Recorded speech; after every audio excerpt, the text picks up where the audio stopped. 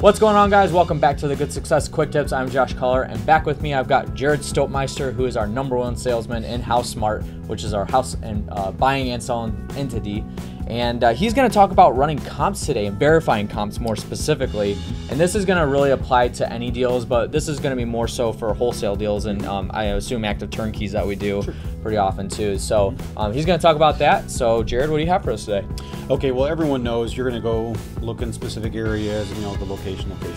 Those are all valid points. But there are two things that are more important than anything when you're looking to verify numbers. And first of all, it's after repair value. You need to know that number, and you need to know the repairs.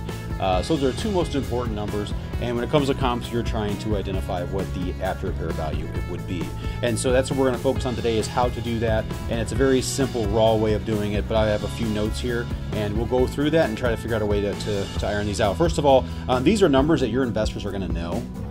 If you're dealing with anybody, hopefully that you have a buyer's list, you're going to send these out to these guys. They know what the value of the home is. It's very important for us to verify that. They're going to go out there and say, you know, this is worth 140, and you're telling them it's worth 170. They're going to call you out on it for sure, and you're going to lose a deal, maybe a buyer, because you don't know your information. So you need to nail that down, and also you'd like to see them in person, of course. Pictures, they aren't enough. We had a property not too long ago in Chicago. I went there verifying the comps. I sent a message back to the acquisition office that, hey, you know, these they're the numbers and that there's not a garage. And they're like, yeah, there's a garage. And I'm like, no, there's not. And it was kind of going back and forth, and they were looking at the pictures, and there was a garage bay door back there, and it looked like a garage. But from the side, it was only about this wide. Oh, wow. And it was more like a shed, basically. But it looked like a garage. And so pictures aren't enough. You got to see with your own eyes. You got to verify the information. And so what do you look for? What do you look for when you're doing these comps? First of all, what I talk about is the neighborhood. Do I feel comfortable? Do I need to look over my shoulder? These are all things that your investor and then at some point the end buyer, they're going to be thinking about. So what type of neighborhood is it? Not that you can't buy houses in those areas, but it's just something you're going to have to take into effect. Secondly, curb appeal. What word comes to mind when I first see this house? I tell my children that, you know, every time someone sees you walk in a room, a word pops in their head about you. What is it? And the same thing about this house. You know, when you pull up, what do you think? Nice, cute, small, shabby, whatever the word may be, what pops in your head, that's going to be what's going to happen to your investors and to your buyers. And so think about that.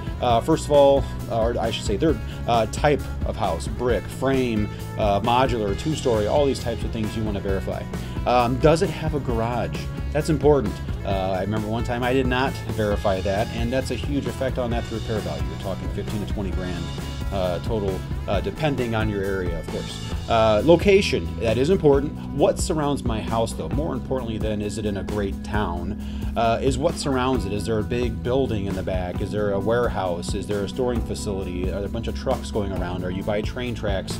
All those types of things. Another thing is it on a busy street? Sometimes we want to, you know, look past it and say, you know, we can put up with that.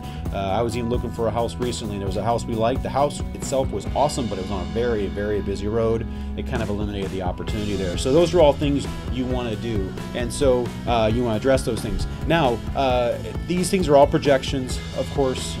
Even repairs, you got to realize as a wholesaler, they are projections as far as the repairs goes, but you want to make sure that you know your information.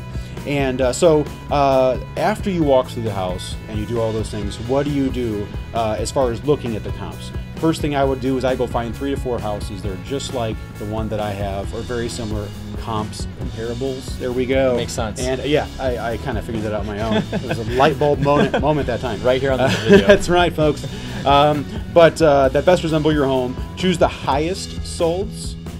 Just a tip there, if you like to make money, which we do, you want to choose the highest solds, and similar bed, bath, square footage, acreage, and so on.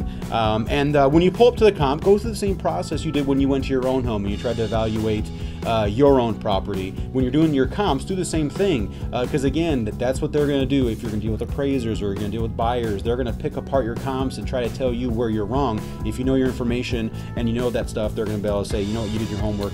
So you're running through that 6-step process that the you same just steps, said, same steps to your comps, right? You want to evaluate those numbers because again, you're going to try to weigh the difference between what the house sold for and how much you can get down the road. So evaluate whether this house is better, worse, or similar. Look for boundaries that would separate this house. Really interesting. You can have a house 1 block away, but in our local area, there's a boundary between Maryville and Gary, and the property value drops dramatically at that point. You could have towns change in there. You can have highways, all different types of boundaries that could separate you from those comps. So you definitely want to verify that information. Schools is another thing. It's a big deal. One line, one road can separate what school kids go to. So that's very important. I call them a line of demarcation. And another thing you do is just go online, and sometimes you're at this outside of the house and you're wondering how in the world this house sell for 160 grand or 350 grand. And the best thing to do is go online, look for pictures, see if you can get information, see what type of finishes were done on that property. Tag your property. This is really something that Tom Olson taught me, is if you're outside of a familiar area and you're working, trying to evaluate that, tag it with an area you're familiar with. So if I was working with you and I would say, yeah, I was in Illinois and we live in Indiana, I would say, you know, this place in Illinois reminded me of Crown Point or reminded me of Maryville. It kind of identifies it better for other people, and it gives a good visualization of that. The other thing is, don't forget to visualize your property in a finished condition. A lot of times new people, when they go out to their property, again, you're trying to get the max amount of value out of your home, so you really do want to envision it in its fixed state. And then don't evaluate based on your taste or preferences. This is a huge deal. Again, it's about the numbers. The numbers is when it comes down to. So pull out your own taste. If you don't like log cabin houses, somebody does. If you don't like these types of things, look for those things. Try to pull away your preferences and your tastes, and remember that it's not about you. You're not going to live there. It's an investment. And so those are a rough way. That's a rough way to look at comps and try to establish what the value is, because in the end, we want to make the most out of our deal. Yeah, absolutely. I mean, most people do. But. Yeah, most people. Okay, awesome. Well, good tips, Jared. Appreciate it, and thank you for being on the Quick Tip video today. We'll definitely have you back.